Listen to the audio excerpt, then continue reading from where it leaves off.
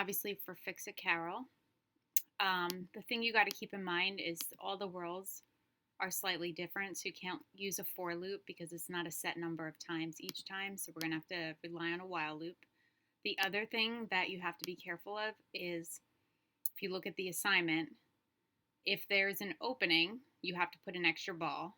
If there's an opening in both places, you have to put an extra 5 balls on top of that extra 1 ball. So I'm going to make a couple separate methods to help me out. And I'll kind of explain why as I go through. So my first one is just going to be to put 5. It's going to be to put 5 balls. You can either write put ball, put ball, put ball 5 times. I like in the beginning to get students used to for loops. I forget if it was in any of the lessons, but for loop is basically, I think it was, it's just a set number of times. So since I'm putting 5, I would set I to 0 and make sure I is less than 5, and then we'll just put ball, and that will run 5 times. So I can rely on that when I realize that both things are open. Now, the reason I'm going to explain why I'm going to do this function. I didn't do it last time when I first did this a couple years ago, but then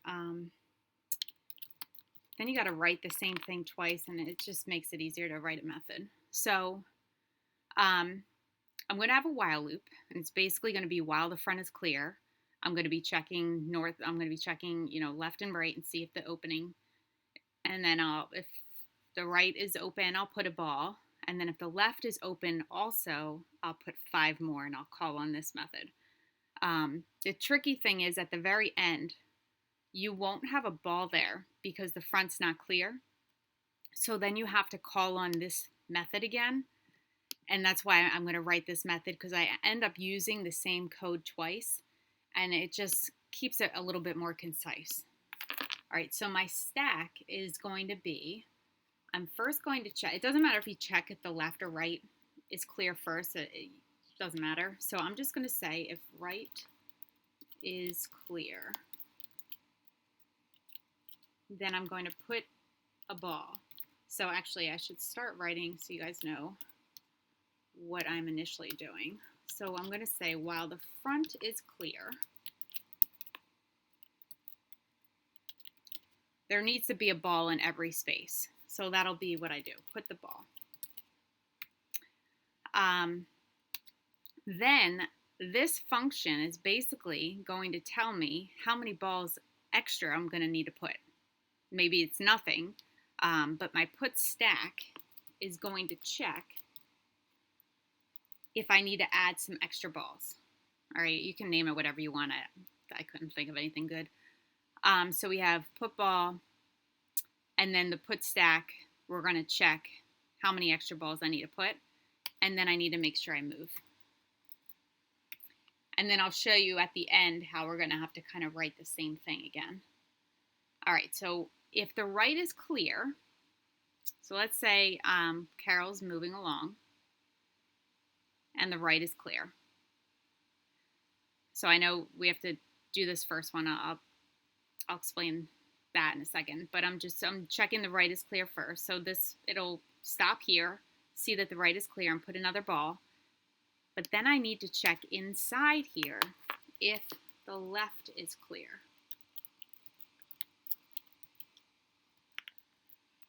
And if so, I need to put 5. So I don't know if this is the best way to do it, but it's the way I figured out, because initially you'll have 2 balls there if the one side is clear. So then I need 5 more to make 7. So that's why I made that put 5. I should have explained that earlier. So then, so you'll have a put ball for the first one. Then the put stack is basically checking if the right is clear, I'm going to put another ball.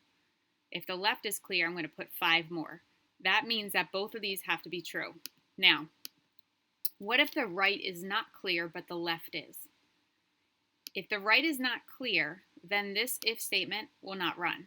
So that means I need to have another if statement that checks if the left is clear.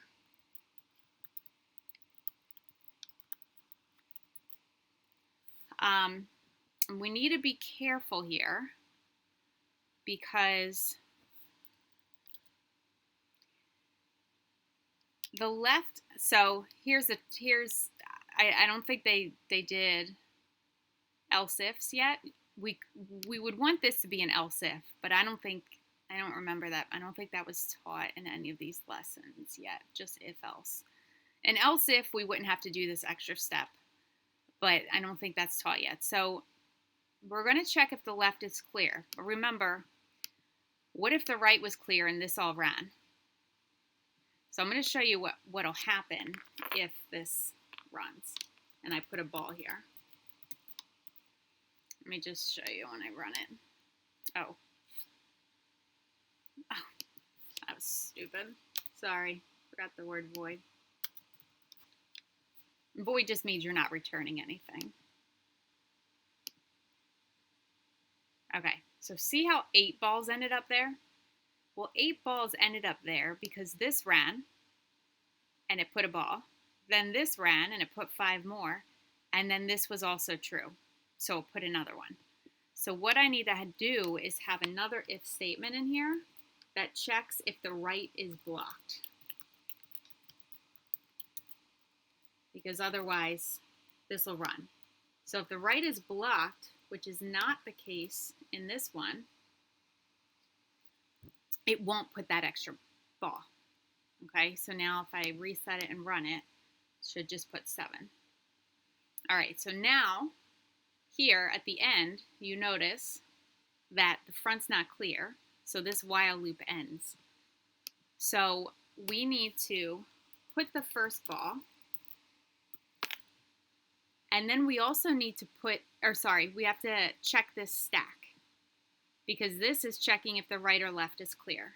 And in this case, the right is clear, so I need to make sure another ball gets put down.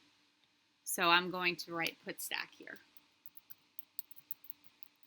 And that's why I made that function, because otherwise I would have all this code here and here, and it would just get convoluted. So let's reset, run it, make sure that works, and submit it. Okay, so it should work for all the worlds. I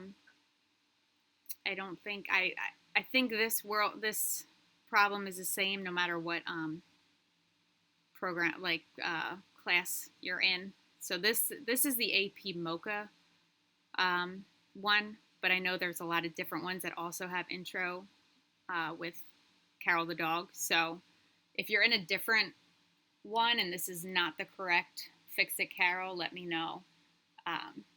But hopefully that works for you. And any more videos that you need, let me know.